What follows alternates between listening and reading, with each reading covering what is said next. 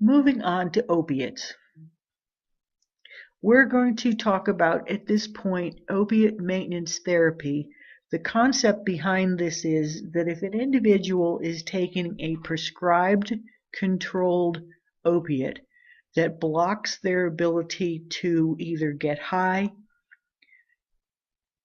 and enjoy other opiates, that it will prevent them from the side effects as well as the consequences of opiate use, such as heroin, in which the quantity and quality is unpredictable. Neither one of these are intended for IV use, so that hopefully will deter an individual from using IV, which will help prevent them from getting high, from perhaps contracting hepatitis C or HIV. So these are a few of the good reasons for opiate maintenance therapy, plus it helps to stabilize the individual so that they may resume some level of function in society, including maintaining and holding down a job. So that having been said, both of these medications cannot be prescribed by nurse practitioners at the current time. If a person is working in a methadone maintenance clinic, the methadone may be utilized there, but otherwise, methadone for opiate replacement therapy cannot be prescribed outside of a methadone maintenance clinic. I would recommend that under the government agency to Google Tips 40 for the clinical guidelines for the use of buprenorphine in the treatment of opiate addiction. These guidelines are free. You can download them. You don't have to get the hard copy, but many of them are available and the government will mail them to you for free. Beginning with methadone, which is the earliest methadone replacement or opiate replacement therapy that has been around for quite a few years. This is a full opiate agonist that acts on the mu receptors to displace opioids. So if one is taking methadone and they had been on heroin prior to that time, they'll go into withdrawal because of that. If the methadone maintenance is long enough, it can help reverse some of the immunological and endocrine effects caused by long-term heroin use.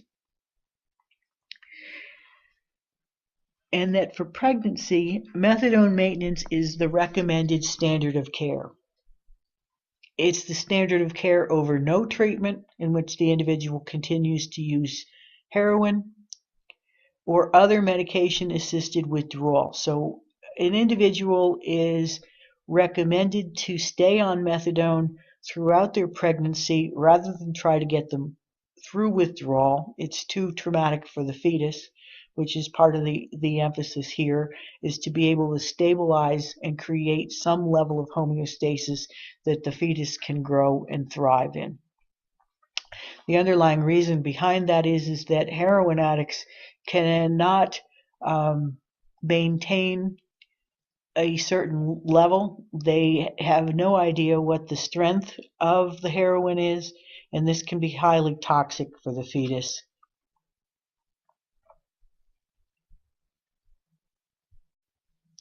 Now, methadone dosage are quite high, 80 to 120 milligrams a day, and higher for some individuals in order to get blockade.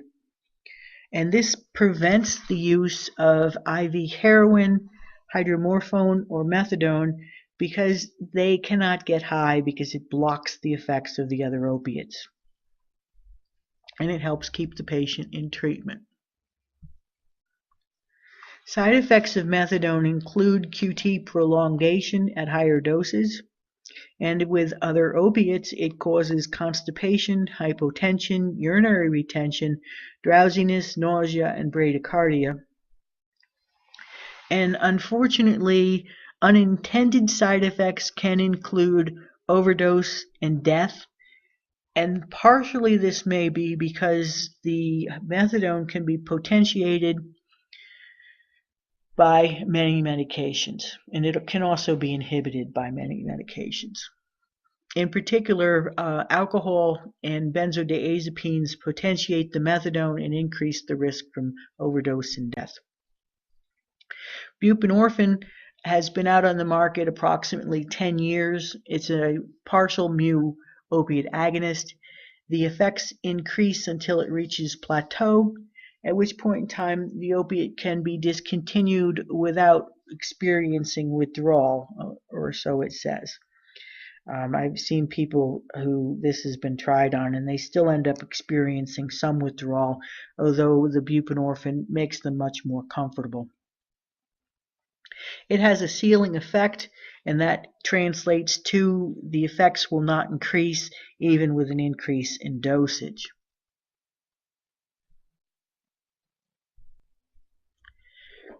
Now, buprenorphine restrictions are that it's restricted to physicians only who have been through this buprenorphine prescribing class, and they have to have a special waiver. This medication was initially set up to increase the number of opiate replacement therapy potential opportunities for patients so that theoretically they could go to their primary care doctor and be placed on buprenorphine and receive some level of stabilization from their opiate addictions. Unfortunately, nurse practitioners cannot prescribe this medication, which is a severe limitation of our ability to assist opiate-dependent individuals. Buprenorphine comes in two different types: singular buprenorphine monotherapy, in which the sublingual tablet or troche is only buprenorphine. The other option is buprenorphine and naltrexone, which is called Suboxone. Suboxone has a small amount of naltrexone in it, which theoretically deters abuse. So if an individual shoots the buprenorphine and naltrexone, that they would have no effect from the IV use. It comes in tablet form or sublingual film. Methadone is a full agonist, as is heroin. Buprenorphine is a partial agonist. Both methadone and buprenorphine have a very long half-life, which means that they could conceivably be given on a once-a-day basis. Heroin has a very short half-life. Methadone has no ceiling effect, which could be useful for patients dependent on high doses of opioids. Buprenorphine does have a ceiling effect, which gives it a good safety profile, and heroin has no ceiling effect, which means that when a person seeks to relief from whatever troubles them, they may use higher and higher dosage, and the level between having an effect from the medication so that they receive the high that they're looking for and shutting down the respiratory system may be very narrow. Now the cost for buprenorphine or Subutex is about $148 a month, and methadone is $31 a month, and that's with or without a coupon. The cost of getting it from a methadone maintenance clinic is probably higher than this, so this is if someone were buying it from a pharmacy. Moving on to nicotine, we are covering only two drugs because of their highly psychoactive effect. Nicotine itself can help reduce depression. It also helps with anxiety. There's a high number of psychiatric patients who use nicotine either orally or smoke it, and therefore it's really important to have something in your armament to help these individuals should they decide that they want to quit smoking. The two medications we're going to discuss is Zyban, which is bupropion, and Chantrex Varenicline, which is both a category C. Zyban or Wellbutrin blocks nicotine receptors because you can't feel as much. It helps to decrease cravings. It's been said that the cigarette doesn't taste as good. It has a seizure risk with it of about 1 in 1,000, so it's helpful to ask the individual if they have a seizure disorder before you prescribe it. It's not quite sure how it acts, but it mediates the noradrenergic and dopamine reception mechanisms. The dosages are about 150 to 300 milligrams a day, and it's important to know that the side effects with the bupropion when you're assisting a person to become nicotine free may well be the side effects that you would find if you were starting anyone on bupropion. They include panic attacks, insomnia, mood and behavioral changes, tachycardia, and seizures.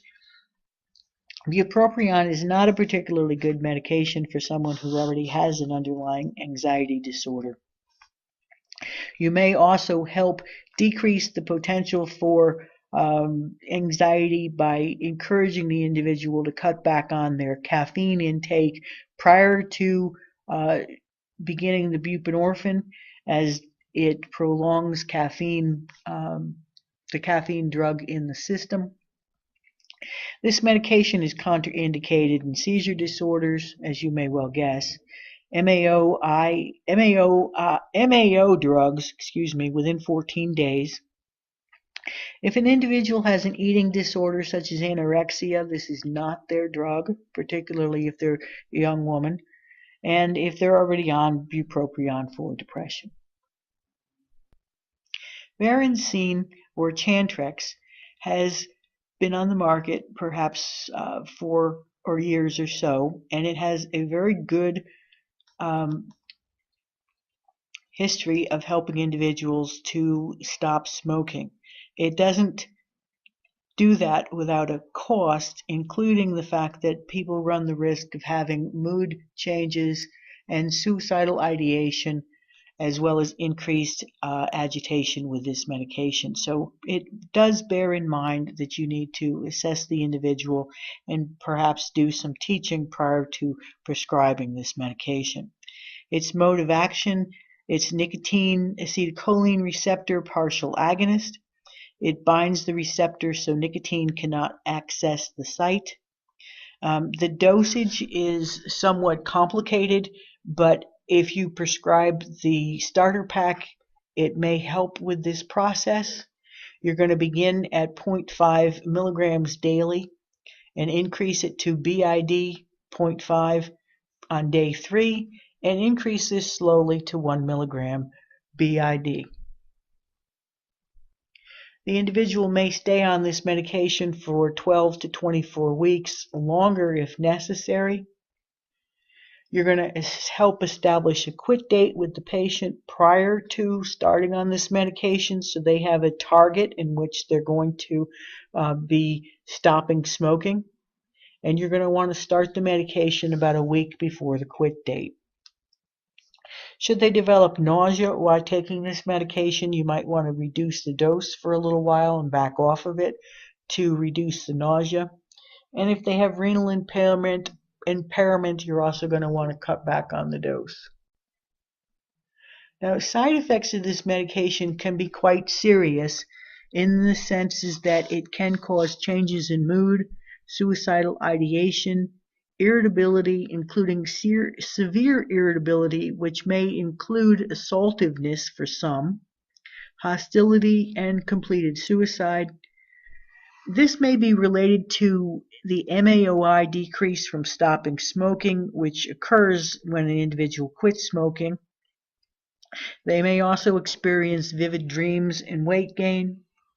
And it has a cautionary measure in terms of approaching individuals who already have a psychiatric history, but I would encourage you to consider that a huge number of psychiatric patients smoke, and should they choose to quit smoking, I would not suggest that their psychiatric illness disqualify them from this medication, but encourage you to monitor them closely, including instructing the patient and their family should they occur mood changes that this medication be discontinued. Now the cost, continuing to smoke is going to cost about $58 a carton. The Varenicel is quite expensive. At the 1 milligram BID dosing, it's about $230 a month. The bupropion or Zyban at the 150 milligram BID dosage is about $22 a month. Again, this is with a coupon. Now, two other drugs that we're going to talk briefly about are cocaine and amphetamines. There's no FDA-approved medication to date for either of these particular drugs, and they are quite destructive on our society and many of our patients who use cocaine or amphetamines. Disulfiram has shown some effectiveness by raising dopamine levels for individuals who have cocaine dependence, but this is not without issues, as we have discussed about disulfiram prior to this time. And Topamax, topiramate, may help decrease cocaine cravings, but neither of these drugs at this time have enough efficacy for approval, nor have they sought approval through the FDA for this particular issue. With amphetamines, there is nothing FDA approved for this. However, fluoxetine or Prozac may be helpful to reduce depressive symptoms as well as drug cravings, as well as imipramine, which is a TCA, may be helpful as well. On the horizon, and this is very promising, that personalized medicine, which is the use of genetic information to tailor treatment to the patient's genotype, may be very helpful. Pharmacogenetics can determine which medication will have the greater response by identifying genetic variants. For example, it hasn't been completely worked out yet, but the medication the camprosate, worked very well in Europe, but did not work as well in the United States, despite the fact that they both used essentially the same methods. It may be that the Europeans who were in the trial had a different genetic makeup than those who were in the American trials. That even though the people may be matched, their genetic makeup is not the same, and it may make the difference between when the medication was very effective and when it was marginally effective. So hopefully that by having a genetic test to be able to determine which medication will best help your patient, that we will have fewer side effects and better response rates in the future. Some of these medications, it's also helpful to keep in mind that they help in cutting back on heavy use.